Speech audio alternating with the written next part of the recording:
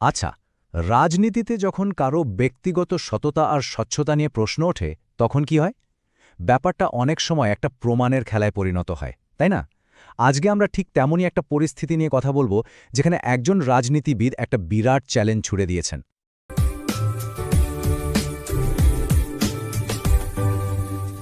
তো শুরুতেই এই বক্তব্যটা দেখুন, কতটা জোরালো একটা কথা, তাই না?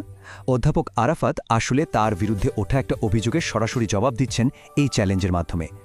কিন্তু ভাবার বিষয় হলো, এই যে একটা ব্যক্তিগত চ্যালেঞ্জ, এর পেছনে কিন্তু স্বচ্ছতা আর জবাবদিহিতার মতো আরও বড় প্রশ্ন লুকিয়ে আছে।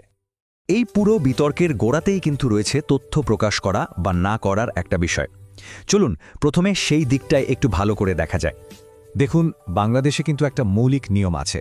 যারা সরকারি দায়িত্বে আছেন, মানে পাবলিক অফিসিয়াল, তাদের হলফনামা দিয়ে নিজেদের সম্পদ আর দায়ের হিসাব জানাতে হয়।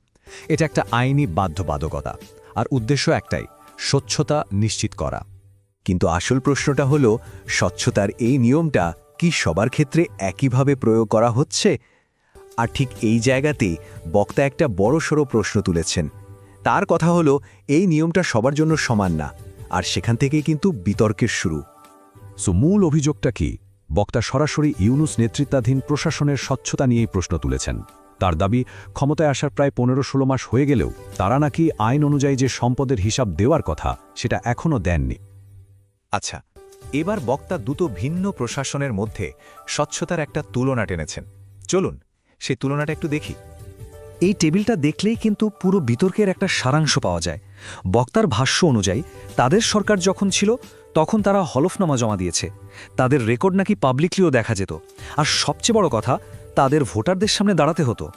অন্যদিকে বর্তমান সরকারের ব্যাপারে তার অভিযোগ, তারা হলফনামা জমা দেয়নি, তাদের কোনো তথ্য পাবলিক করা হয়নি, আর তাদের তো ভোটারদের কাছে জবাবদিহি করারও কোনো বিষয় নেই। এটাই তার মূল পয়েন্ট। বক্তার এই কথাটা খেয়াল করুন। আমাদের সেই সৎসাহস ছিল।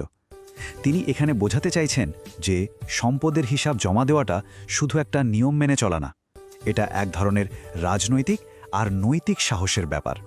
তার মতে তারা সেই সাহস দেখিয়েছেন, কিন্তু বর্তমান প্রশাসন সেটা দেখায়নি। ওকে, এবার আসা যাক বর্তমান সরকারের উপদেষ্টাদের ব্যাপারে বক্তার কি কি নির্দিষ্ট অভিযোগ আছে সেই বিষয়ে। এখানে বক্তার অভিযোগগুলো বেশ কয়েকটি। প্রথমত, তিনি বলছেন এদের জনগণের কোনো ম্যান্ডেট নেই।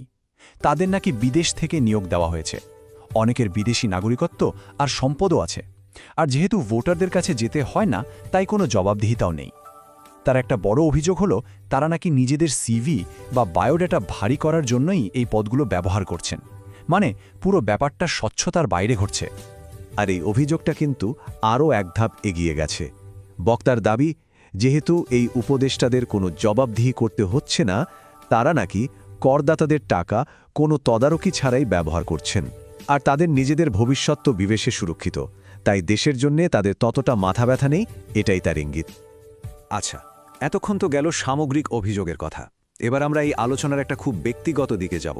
এখানে বক্তা তার নিজের বিরুদ্ধে ওঠা একটা নির্দিষ্ট গুজবের সরাসরি জবাব দিচ্ছেন।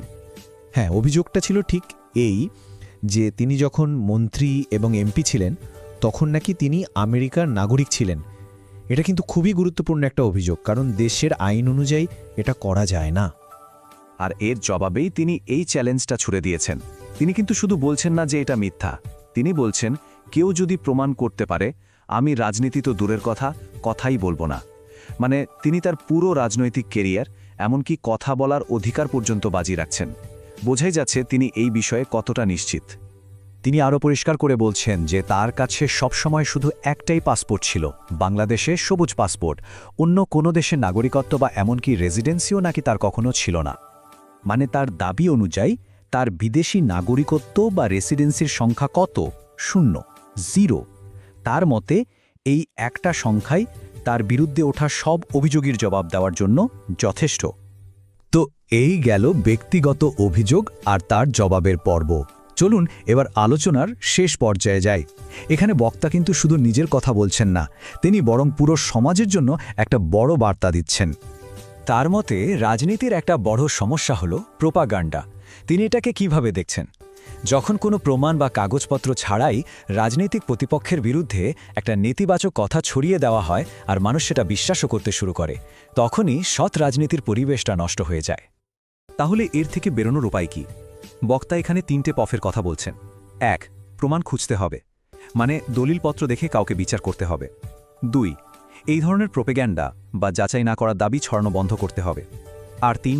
যারা স্বচ্ছভাবে কাজ করছেন তাদের প্রকাশ্যে সমর্থন করতে হবে, তাদের সততাকে স্বীকৃতি দিতে হবে। আর তার এই শেষ কথাটাতেই যেন পুরো আলোচনার সারমর্মটা লুকিয়ে আছে।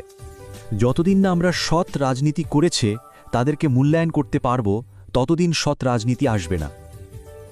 মানে বিষয়টা শুধু রাজনীতিবিদদের উপর ছেড়ে দিলে হবে না, জনগণকেও সৎ মানুষদের মূল্যায়ন করতে শিখতে হবে। দায়িত্বটা কিন্তু দুই পক্ষেরই। তো এই পুরো বিশ্লেষণ শেষে একটা বড় প্রশ্ন কিন্তু থেকেই যায়, যে কোনো রাজনৈতিক সিস্টেমে যখন এরকম অভিযোগ আর পাল্টা অভিযোগের খেলা চলে, তখন সত্যতা যাচাই করার আসল দায়িত্বটা কার? আর সাধারণ মানুষ হিসেবে আমাদেরই বা চূড়ান্ত ভূমিকাটা কি হওয়া উচিত? এই প্রশ্নটা নিয়ে ভাবার অনেক সুযোগ আছে, তাই না?